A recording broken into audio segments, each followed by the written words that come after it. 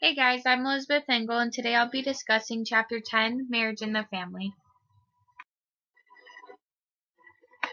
Alright, so Chapter 10 covers 8 subtopics, but before we start that, I will be defining what marriage actually is, and then we'll go from there. So the first subtopic is challenges to the traditional model of marriage. Next will be deciding to marry. Then marital adjustment across the family life cycle. Vulnerability in marital adjustment, divorce, same-sex marriage, alternatives to marriage, and then we'll get to the intimate partner violence. According to our textbook, marriage is defined as the legally and socially sanctioned union of sexually intimate adults. So since same-sex marriage was made legal nationwide back in 2015, this will include all adults regardless of their gender and sexual orientation. So those who are married, they share common residence, sexual fidelity, responsibility for children, and economic interdependence. All right, so section 1 covers the challenges to the traditional model of marriage, and there's 6 social trends that I'll go over today. The first being increased acceptance of singlehood. So people are remaining single a lot longer and postponing marriage. Years ago, people would get married so young and they were real eager to start their families right away. But today, people are getting married in their late 20s, 30s, even older than that, if at all. So that's definitely changed. Second, increased acceptance of cohabitation. So living together in a sexually intimate relationship without the legal bonds of marriage. This for sure has become a lot more common. And I feel like some people might frown upon it, but I think it's a good way to kind of test out like your relationship and see what it'll be like for in the future if you were to marry that person. Just because when you're together all the time like that, you're obviously gonna get on each other's nerves eventually, and it just kind of tests the relationship, like um, who's gonna do what chores, and like the work just is divided up, and uh, who knows, you might think this person is gonna be perfect for you, and you live together and you guys are complete opposites, and that's gonna cause a lot of problems, and you'll see that that's not what you want. So I think it's pretty smart to live with someone before deciding to marrying them. So third, reduce premium on permanence. Divorce has become more justifiable when interests are not fostered within the marriage. Divorce used to be very frowned upon. It wasn't really even seen as an option unless you were beaten up or, um, something serious. So couples worked through their problems, and even when it got so hard, they worked through them, and you just kind of learn to work it out. And today, people are just getting divorced a lot easier. They're not really holding on to that meaning of commitment. You take these vows, like until death do us part, and that doesn't really mean as much as it used to couples today. So, um, already those 3 things have really changed quite a bit. Section 1 continued, we'll see the 4th social trend, which is transitions in gender roles. So gender role expectations have become much more varied and flexible. It's not the husband strictly being the primary breadwinner and doing the hard work and making all the decisions while the wife stays home to raise and care for the children, cook and clean and all that. It's intertwined. People can do what they want now. It's acceptable for there to be a stay-at-home dad and the mom having her whole career. Um, Husbands are helping to cook and clean, and women are, there's women firefighters, policemen, mechanics, things like that. So it's very acceptable now that anything is possible for either gender. So number 5, increased voluntary childlessness. Married couples are choosing to delay having children or to not have any at all. So again, years ago, people had 5, 6, 7, 8 children. Now I think the average family consists of 1 or 2 children. So that's very different. Number 6, decline of the traditional nuclear family. So diversity of modern family structures. Again, We're not held to these strict family molds of having just a mom, dad, and their kids. Families are consisting of step siblings, step parents, or living with their grandparents or aunts and uncles, or even a friend. Family is what you choose it to be. Who's there for you? It doesn't have to be just blood, or it's not held to um, any strict definition now. I don't really know how to explain it much more than that. It's just everyone has their own definition of family, really.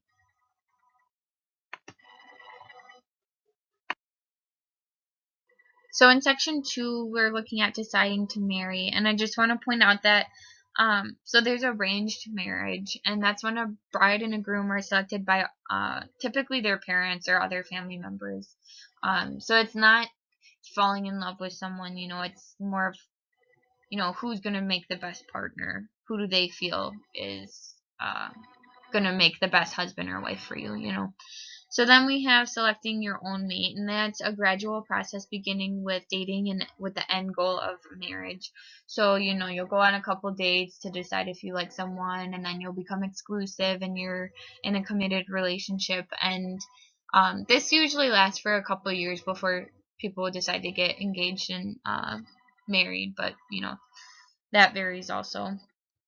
So both genders desire a lot of the same characteristics, such as physical attractiveness, intelligence, humor, honesty, and kindness.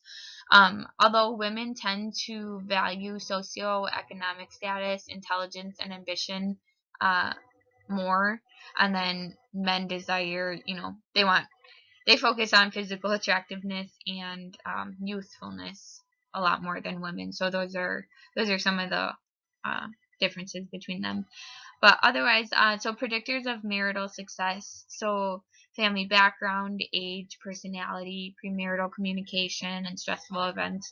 So really, if you're with someone from the same family background, chances are you're going to have a lot of the same family traditions and uh, just a lot more in common that way.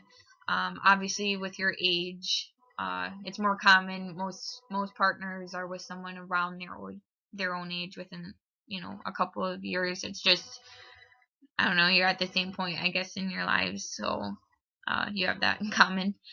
Personality, obviously, you want to be with someone who has the same sense of humor as you, feels the same, has the same beliefs and points of view on things as you, things like that. Um, Premarital communication. So communication we'll kind of get into more later, but it's really important to have good communication. That's a key. That's the key to having a successful relationship in general, whether that's marriage or not. Um, through communication, you let each other know what you like and don't like, what's bothering you. When you have a disagreement, you should be able to talk to them and come to resolve the issue together. So that's very important. And then stressful events, that kind of goes along with communication. Just when stressful events, that can bring out the worst in people. And when you're stressed, you can get mean and angry and tired and just not a fun person to be around. So going through these times together can really make a couple stronger, and you see kind of what each other are like while they go through that. And so that can tell a lot about a person. So section 3 is going to cover the marital adjustment across the family life cycle, which is an orderly sequence of developmental stages that families tend to progress through. And this consists of 6 stages that we'll cover. So the first stage is between families, the unattached young adult. This is when a young adult becomes independent from their parents and until they form their own family. So until they meet someone to marry and grow a family with. So stage 2 is joining together the newly married couple. So going from unattached to becoming attached. And then stage 3 is the family with young children. This is when couples first decide to have children. All right, so for stage 4, this is the family with adolescent children. During this stage, it's really important for parents to teach their children their valuable life skills while also maintaining their role as the parent and staying in control.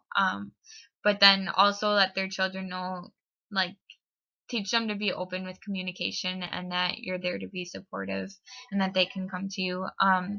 Parental influence declines and peer influence increases. So you have to trust them that you taught them well to make the, that they know right from wrong and that they can make the right decisions in life because they're going to make their own choices now. And then stage 5 is launching children into the adult world when children become independent. And then stage 6 is the family and later life, post-parental period when couples can refocus on one another. So between stage 5 and 6, this can be pretty difficult for parents, just from transitioning from having children in the house, and it being other than just you and your husband and wife.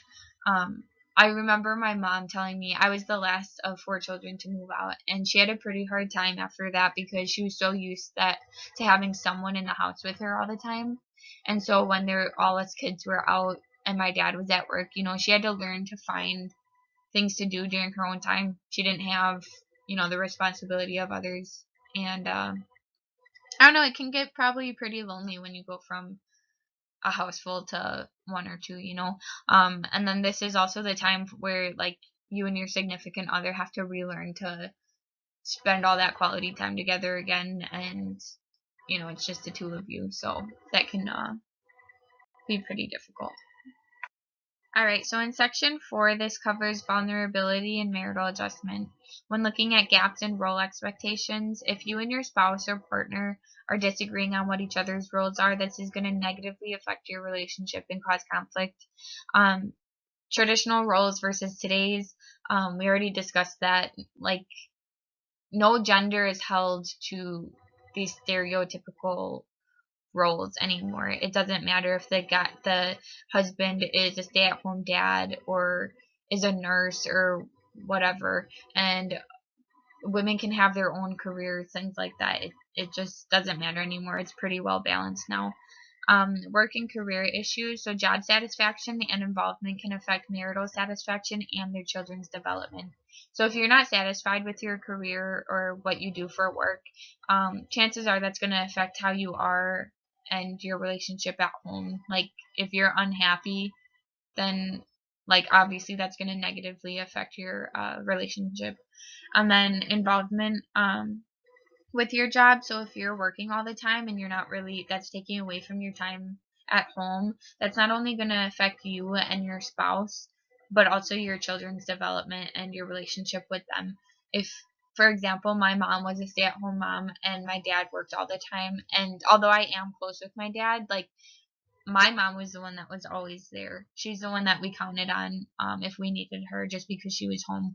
And so that really, like my dad being away at work all the time, that really affected like our closeness and just our time, like our quality time. Like we didn't really get to see him unless it was on weekends, but um, it did affect our relationship and development.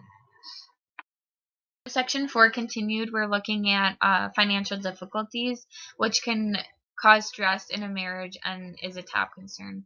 So if you're having financial concerns, chances are that's probably going to be on both of your minds a lot. And if you're stressing about it, that's going to cause conflict, arguments. It's not good for your relationship. So that's definitely a big factor.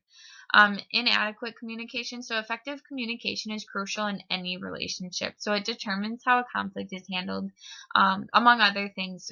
Through communication, that's how you let each other know like what you like, what you enjoy, what you don't like, what's your problem, like how are you feeling. So without effective communication, a relationship's not gonna go well for no matter what type of relationship it is. So Section 5 is looking at divorce, which the risk of divorce is at 40% right now.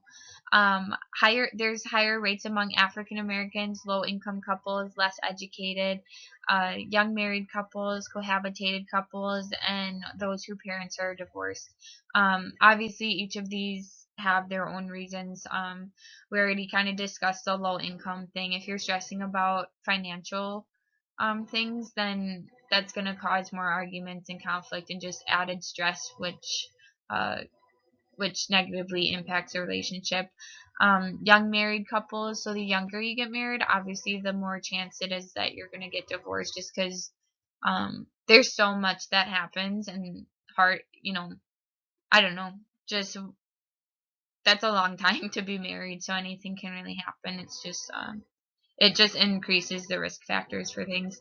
Um, and then also for those whose parents are already divorced, if you grew up in a household where your parents are split, that's what you're used to, like you don't really know what a happy marriage or relationship really looks like then. So that has a strong impact.